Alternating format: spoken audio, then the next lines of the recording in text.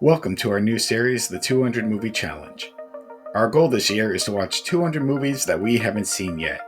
If you want to listen to the full podcast where this clip is from, the link will be in the description. Now enjoy today's movie. But Soto, let's get to your first movie. What did Sure. you watch this week? Well, I watched the film starring Shia LaBeouf uh, called No. called The Peanut Butter Falcon, and I'm gonna read the synopsis to you. The Oh, you're gonna back of read the it to me? DVD, the Good, back because of I the have DVD no clue what synopsis, this movie is about. I've never even heard of this, but and read this then to me, then Soto. we're gonna talk about it. Okay. Okay. Um, so Zach, a young man with Down syndrome, escapes his nursing home to chase his dream of becoming a pro wrestler. On the run, he crosses paths with Tyler, a troubled fisherman also on the move. Together, they embark on a wild journey through the Outer Banks, forming an unlikely bond as they outrun their past and chase a future filled with adventure, friendship, and body slams. That's such a heartwarming thing, and then they end it with adventure and body slams. Like, all That right, is you just summed up the movie for me in a better way than I could. Because what you just said in a sentence is essentially what I'm going to say, like in a longer form. You're right. Absolutely fucking heartwarming. And I'll say this right now, okay? I am not a Shia LaBeouf fan. nope. I don't know if I've gone on record on it. I'm not a Shia LaBeouf fan. I've never liked Transformers. I know that those movies have fans. I think they're fucking trash, okay? I'm not saying they're trash because of him. He doesn't help. But he's got this era where he was like a young kind of like whatever, like an Indiana Jones and the King of Crystal Skull, and he's with the monkeys. It's Oh just God, yeah, bad, okay? And it's just yeah. bad. It's not his fault. He's just putting the shit that he couldn't really do. I liked him in this movie. He was Wow. more down to earth. He's a shitty fisherman. He basically is on the run because he set fire to like some rival fisherman shit, and they're trying to like get him and stuff. But he basically just packs up his stuff and just goes on the run. But his character is actually kind of down to earth and everything. And then the way he meets Zach, Zach escapes from the nursing home.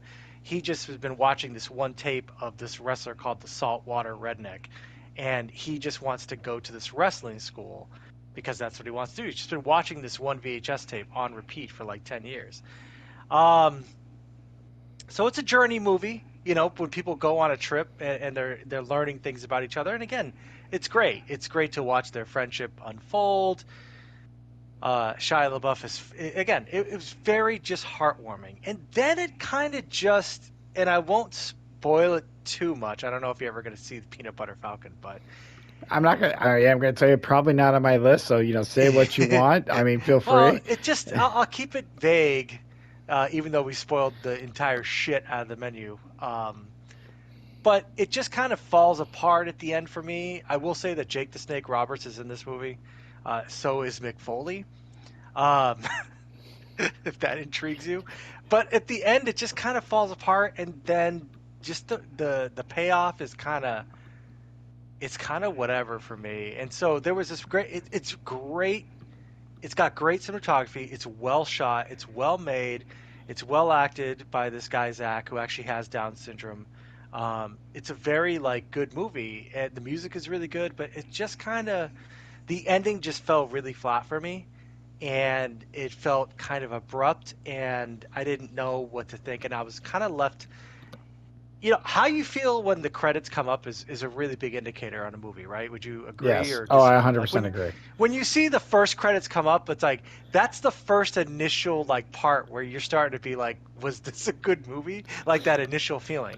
And sometimes it comes up and you're like, are you fucking kidding me? Like that's the end.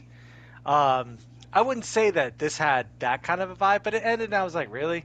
So it just ended flat. Great movie, great premise, but just like the DVD thing and your sentence, it heartwarming and then it just ends in body slams. And I am being literal when I say that.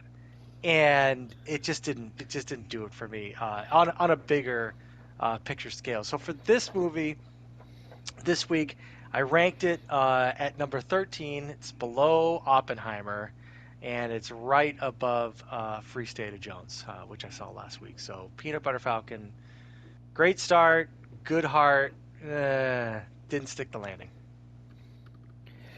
Wow. Yeah, that would put it at number 12, but I think that's because your next movie is going to bump it down to 13, to be honest with you. Um, Oh yeah, which we'll get to. We'll get to. But yeah, no, you said Shia LaBeouf, and you almost lost me there. I'm like, has he even been relevant?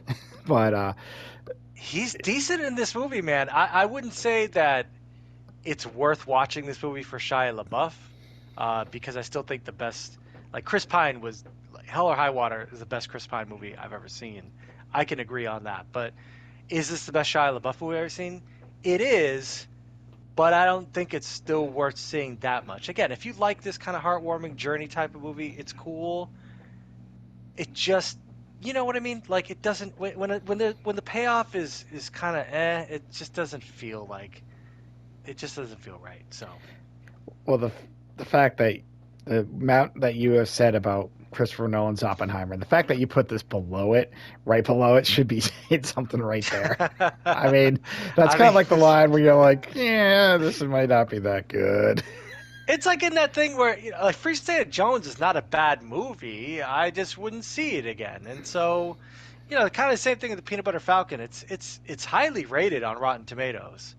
I think it's in the 90s, upper 90s, if I want to say that. But it just didn't do it for me towards the end.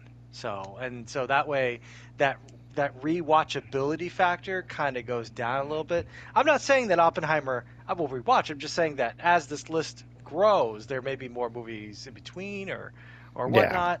Um, but Oppenheimer, I can't put the Peanut Butter Falcon over. Oppenheimer was at least like well done. So Yeah.